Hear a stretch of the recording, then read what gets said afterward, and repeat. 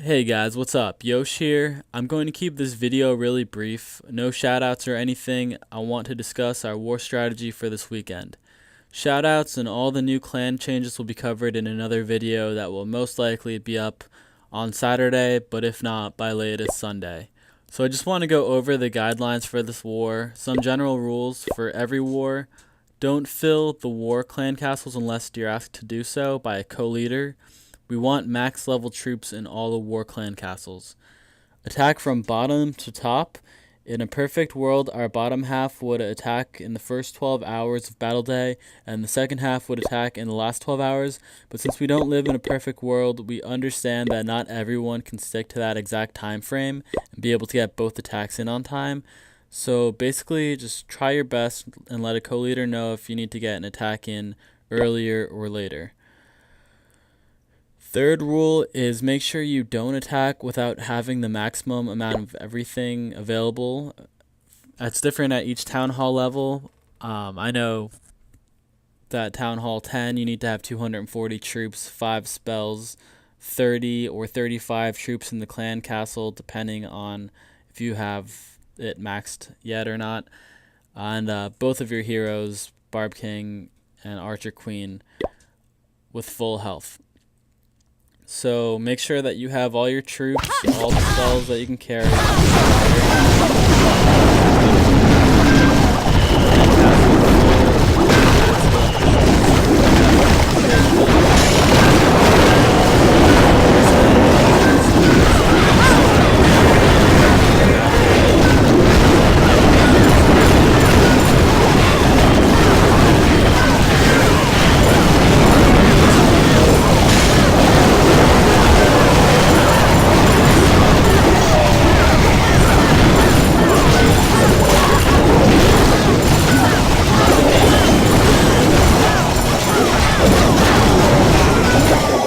They'll get knocked out during a defense. The fourth rule, unless you are a co-leader or certain that you're going to 3-star the base that you're attacking, you need to ask a co-leader before you attack. You want to make sure that the base you choose to attack is a suitable match for the army that you plan on using. If you don't ask and come back with less than 3 stars, you're probably going to get warned in game. If you get enough warnings, you will be kicked and possibly added to our ban list. 5. Handle the enemy's clan castle troops accordingly.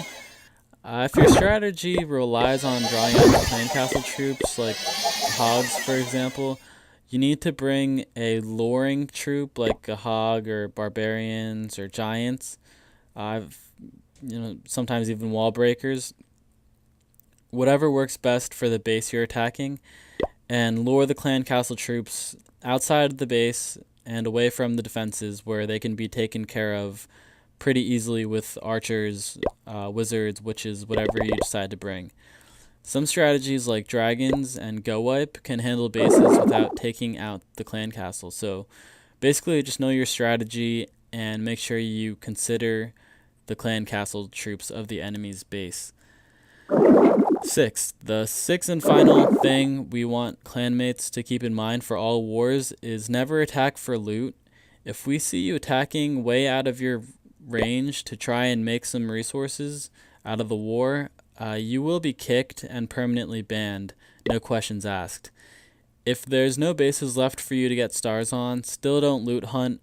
Your attack will be used to see what is inside the clan castle of stronger enemy bases and to try and see what traps the enemy has so that a stronger clanmate can prepare a more effective strategy against that base. So that's the general war guidelines. I named 6 things there. There's probably a few extra things, but if you have any questions, you could definitely ask me in the game about them, or any other co-leader for that matter, and we'll all be able to answer your questions. For this specific war, we also have some rules. These won't pertain to future wars unless we tell you otherwise. We just want to test out some extra additional rules to see if they can help or hurt us in the future, basically. So that being said, we want to try attacking in ranges of +3 or -3. So if you don't know what that means, it means you're only allowed to use your attacks against the enemy player with the same rank as you or 3 bases higher and 3 bases lower than that player or I guess yourself on the Clan Wars battle screen. So for example, if you are player number 15, you can attack your opposite 15. You can also attack 3 bases lower than him, so 16, 17, or 18. And you also can attack bases 14, 13, or 12. So it gives you a lot of options that way. We don't want people to get stuck against bases they can't handle, obviously. So if you're not sure you can handle any of the bases in that group, obviously let a co-leader know. And as we mentioned before, we can probably use your attack to find out where the traps and the weak spots are in some of the higher, stronger bases. The exception to this rule is the cleanup crew. The cleanup crew members for this war have been pre-selected from past wars and will save their attacks to get valuable last-minute stars towards the end of the war. If you're not sure if you're a cleanup crew member, chances are you're not. So just follow the +3 -3 strategy. The enemy top 5 bases are off limits during the beginning of war. So what that means is our number 6 player will only be able to attack his opposite, number 7, 8, or 9. And if he waits until the end of war, we may open up the top 5 players of the enemy's team to attacks. So it might be a good idea if you're like number 6, 7, also if you're number 8, I guess, to save one attack till the very end. That's if you feel you can, successfully raid any of the top 5 bases of the enemy's team. So if there's any players that think that they can handle higher up than the bases that are in their range, please consult with a co-leader. If the co-leader you talk to thinks it's okay, we'll give you clearance to attack out of your range.